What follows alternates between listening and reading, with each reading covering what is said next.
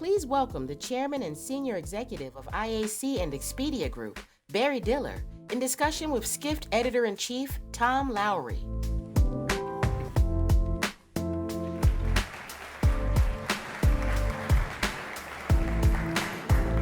What are you supposed to do with these? They look like you could eat them. Oh, God. All right. Hello. There's a price to pay for design forward, Barry. Oh, yeah, backwards. Well, welcome to Skift Global Forum. Thank you. Great to see you again in person this time. Thank you. So, nice to see everybody. The last time we spoke was September of 2020. So that was Yes. less than 6 months after the start of the pandemic. And you were quite adamant at that time about people returning to the office to work. If we were to go outside right now and go the 30 blocks down to IAC's headquarters, Wasteland. south of here, and we walk through the door, what would we see in IAC today? You wouldn't see too many people. You'd see big open spaces with relatively few people in. I mean, I think first of all, the concept work from home is kind of stupid when you think about it. This started, obviously, because of we were all shut in, so nobody could go to work. But the idea that, and mostly done by the tech companies in California, which started this absurdity of 3 days, three and 2, Right. which is basically a 4-day weekend. And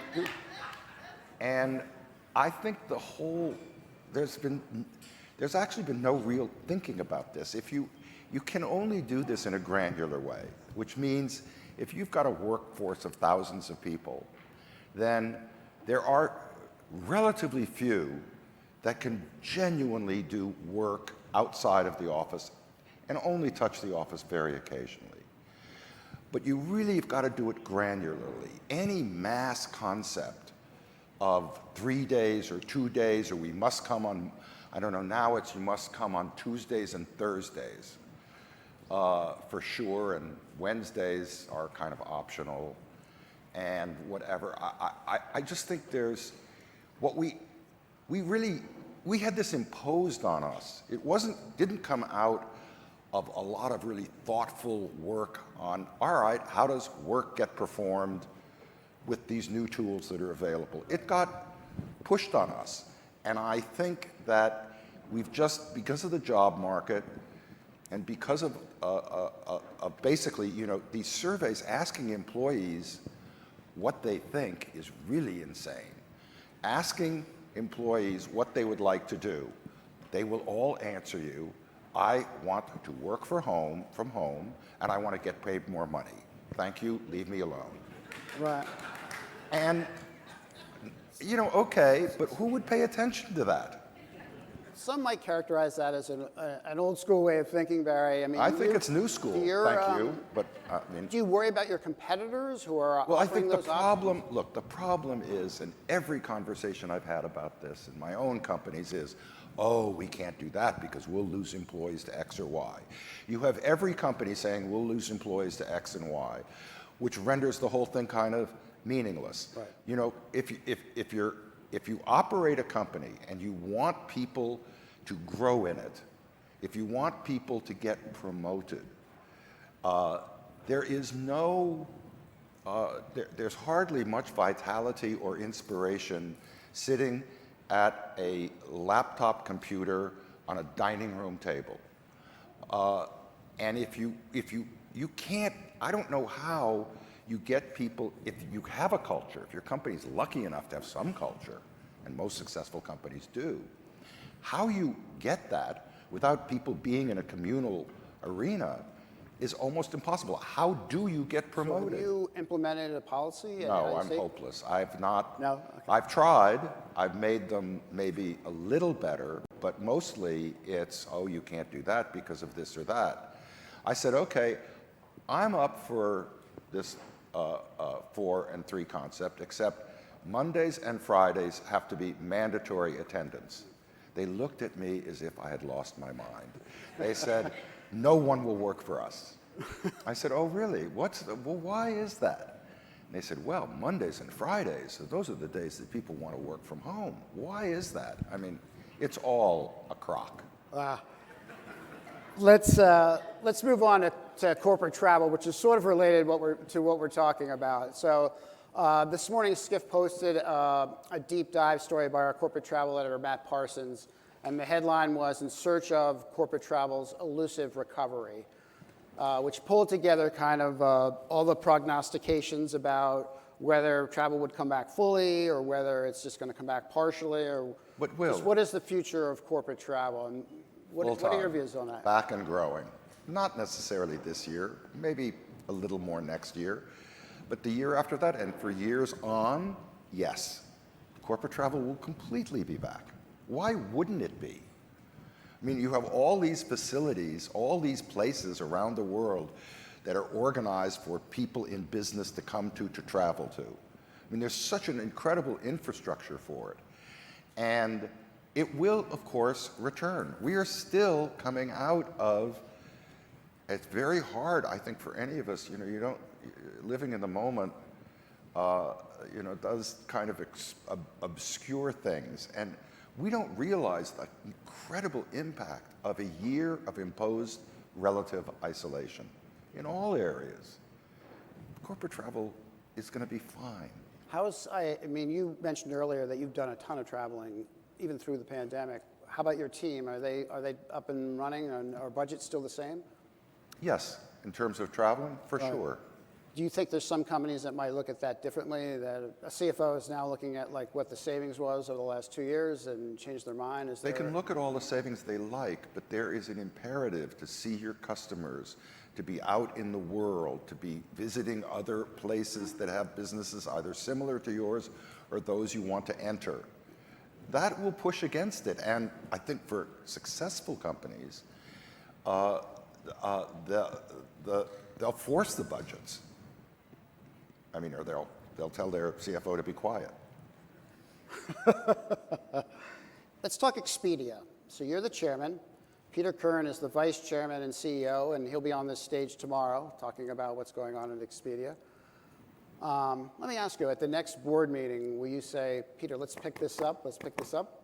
I don't think you can pick it up any more than we're picking it up. I mean, we've basically, in the last couple of years, revolutionized the company. We've gone from a very complex, very siloed operation with endless duplication, 7 different checkout paths for different properties of ours, multiple platforms, et cetera, into making Expedia one tech platform and basically redesigning every single, crook in the machine. And it is performing now, obviously far better. Again, we had this imposed in an odd way. We were doing it anyway. We had decided before the pandemic that we were, so to speak, a bloated operation, and that we were going to see to that. Obviously, the COVID accelerated that. So we dropped from 25,000 employees to 17,000 or something like that.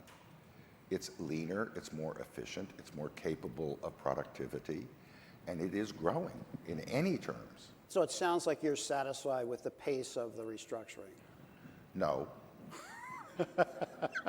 How could I ever say I'm satisfied with anything? That'd be a disaster. That would just make the people who work with me happy. Okay. So we'll be sure to pass that on to Peter tomorrow. Do. Right before the pandemic, you took an investment in MGM Resorts. Yes. Which was largely... Not right before, during. Right. So... Quite during. Largely a bet on online gaming and sports betting. No, it was a bet. It was certainly that we thought we had some expertise in online activity that they did not have, and we thought we could spur that along, and we thought, not that they didn't think optimistically about it, but we thought even more optimistically. But what struck me is their infrastructure. I mean, in Las Vegas alone, 468 restaurants 150 performance venues from 20 some odd thousand seats down to thousands, 7 or 8 million feet of convention space, 11 properties on the strip of Las Vegas. More than 40% of every transaction that goes through Las Vegas goes through one of our properties. I was just knocked out by that and by what I thought could help that begin to innovate, which had not really happened for some time in Las Vegas. So last month you boosted your stake to 16%? I'm not sure the exact What did- percentages, but What did you see that changed your mind, or changed my mind. Right. What do you mean changed my mind? or just in terms of your confidence in the investment? I wasn't unconfident. Right. I began confident, and as we got into it, I got even more confident, and we've been buying, in addition to our initial purchase, throughout the last year, and we'll continue to do so. Are there other opportunities for you in that space, in the gaming space? Well, I think the opportunities for us are inside our MGM investment, not outside of it, and that is, I just think it's an extraordinary opportunity. I mean, you know, those of you, of course, know Las Vegas is doing extraordinarily well. Will it continue if there's a recession? It'll probably go through a cycle, but the opportunities, and particularly as online opportunities worldwide, are immense. As more gaming moves online, do you think the notion or the idea of the casino hotel faces some sort of extinction, or? Not at all. I think it faces enhancement. Because the relationship between being able to, you know, to do games and things and sports betting and all sorts of gambling online connects you to the bricks and mortar resort, hotel, et cetera, in all sorts of ways that have not been able to be done before. So no, I think they benefit each other. Okay, great. One of the topics that we have been writing an awful lot about over the last 2 years is sustainability and pledges that companies are making towards sustainability and their ESG initiatives. Yes. And I just, Come into my room. I mean, how much of this will end up being rhetoric and how much will be real action, Barry? Well, I think it's difficult for the travel business. I mean, the travel business by its very nature is not, quote, in the sustainability business. I mean, meaning if what you're after is reduce carbon footprint, in order to travel, you got to get someplace, and that's going to eat up that. It's going to increase that. You know, resorts and things are not, of course, they're not particularly carbon neutral, though they can offset it to some degree. But most of ESG is virtue signaling, I'm afraid. And there's nothing terrible about it. It's sensitized everybody to a whole host of issues that are worth paying attention to. I mean, Expedia, for instance, is now paying real attention to audiences that, you know, have not really had access before. In different generic groups, in different all sorts of definitions, and that's good. And we're also doing another thing, which again, it's small beer, I think, but we're trying to promote places that are not on everybody's hit map for selfies and whatever. Because when you get into sustainability, and you think of overrun places that are big attractions, that's hitting at it. And so to try and help popularize other less trodden places is a good thing. I don't think it'll have much impact on, quote, sustainability, but there it is. Some critics have called it, you know, not Skift's phrase, but their phrase, woke capitalism. You know, Larry Fink at BlackRock got himself kind of caught in the crosshairs of that recently. Do you think Crossing back quickly as he can. Woke capitalism has gone too far? Yes, of course I do. Can you elaborate on that? No. I mean, yes, I mean, can I? Any bird brain can tell you that most of the things that are instead of, are in support of that really don't make very much sense. I mean, yes, to be more aware of your surroundings and people, et cetera, more sensitized, that's a nice thing. But all of the woke rules, I shouldn't say all of them, most of those woke rules have no brain in them.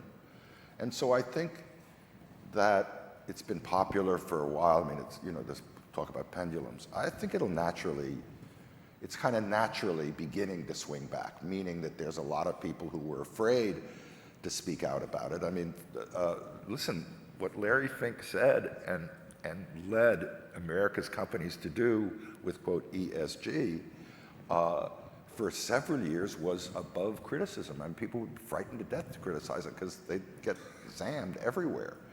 I think people are now saying, well, no, let's make some real sense of this, given that most ESG programs, most of them, not all of them, there are some very specific things that people have done, companies have done, that make great, good sense. But the mass of them are truly empty calories. I mean, there are just a lot of people employed by these companies to write glossy reports that generate nothing but glossy reports. Who do you think is getting it right? Can you give us a company? I actually think that some of the energy companies many of the energy companies are beginning to get it right. And look, when you talk about the big issue, in practical terms, they're at the crux of it. And so that has, I think, changed a lot. I think generally, other than sensitizing people, and I think sensitizing people is always a good thing, I don't think this ESG movement has amounted to very much, again, except reports. Let's talk about the global economy. I mean, you obviously keep a close eye on that. It's far from certain what's going to happen over the next year or so with the war in Ukraine, threats of recession. I mean, what are your thoughts, and what sort of makes you a little bit nervous? Well, except for certain places, the obvious places, the economy is very strong. Our economy is very strong. You can get any dope to give you their predictions about when this recession will come. You only know that the big issue is inflation. That is the issue, economic issue.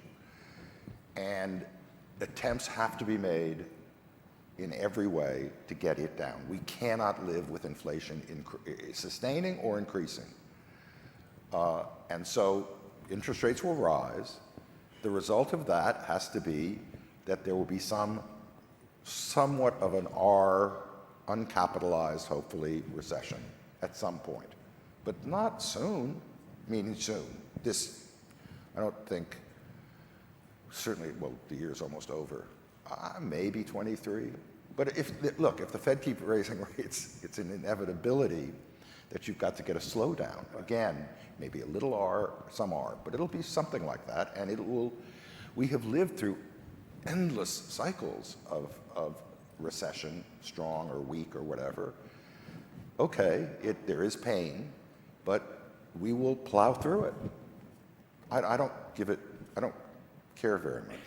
What implications would a recession with a small r have coming after what we've just been through the last 2 years?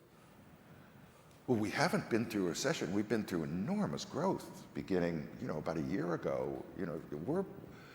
We're back to many companies are back to 19 levels and exceeding them. We're in our vacation rentals business, Vrbo, we've been exceeding 19 for a year or more. Yes, you'll see some things that will hotel room prices sustain ADRs at this level. No, they can't. They're too high. We all know that. They will have to come down. Will air travel prices stay at this level? No, they can't. They will also come down over time. Those have effects. So for consumers, they're good effects. The last time we spoke, it was about 6 weeks shy of the 2020 presidential election. Yes. And you described that at the time as an anvil hanging over our heads. President Biden was elected. Here we are again. We're facing midterm elections. what do you think, the state of the country and democracy right now? My God. My God. I don't real much care about the midterms. The only worry I have is that if we elect people who deny the 2020 election or say the election was a fraud, which we are in danger of doing in many places, to me, that is the enormous danger. If you have people who we willingly elect who actually denied that that election was a fraud, God knows what's going to happen when the big ticket comes in 24, which is the real great fear. So my worry about this midterm, and I think it's a little better than it was, certainly for the only side that denies the election are the Republicans. Well, obviously they lost, so who would do it? But the idea that you would actually institutionally deny it, and every single person who's gotten that, whatever you might call him, fill in the horrible blank, Trump, everybody who's gotten his endorsement has had to pledge, one, that they will deny, they will come out publicly and say the election was a fraud, and two, they'll commit to reverse it. How do you like that one? So that's my worry, because that presages the big game in 24, when it's incomprehensible to me that we would re-elect Donald Trump, but we might. Or we might have real difficulty, either side. People who say that this upcoming election will be fraudulent, everybody's going to stake a claim on either side. If the prospects are really grim for what might happen in 24, and 22 is a precursor. Well, of course, many things will change in the 2 years. And I won't say what I hope will happen. Well, since we have these sit-downs every 2 years in the election cycles, Barry, I'll maybe come you'll back come in back 2 in years. 2024 and All we talk about it. I want happy to to. shift gears really quickly to wrap up, Barry. So Yvon Chouinard at Patagonia made a lot of news last week, giving away his company to put everything into the climate change. Extraordinary. You and your wife, Diane von Furstenberg, have been philanthropists forever through your foundation. Yes, Family Foundation. we are Would lucky you we ever can be. consider a similar type of move that Yvon Chouinard announced last week? I think I'm really charitable. I'm not that charitable. We have about a minute left. Do you want to give a plug to the little island? No, I plug to it. It's down the street. Go visit it. It's crowded, but it's awfully nice. For those who don't know, what was it, $260 million investment? Yeah. And what was the old Pier 50? It was Pier 54, and they were tearing it down. So we got very ambitious architecturally and did the stupidest thing that you can do, is to build an island in the waters of the Hudson River. But by the way, we did it. It's there. It's nice. Go visit it. Great. Thank you so much, Barry. Pleasure. I appreciate Nice it. to be with you all. Always. Thank you.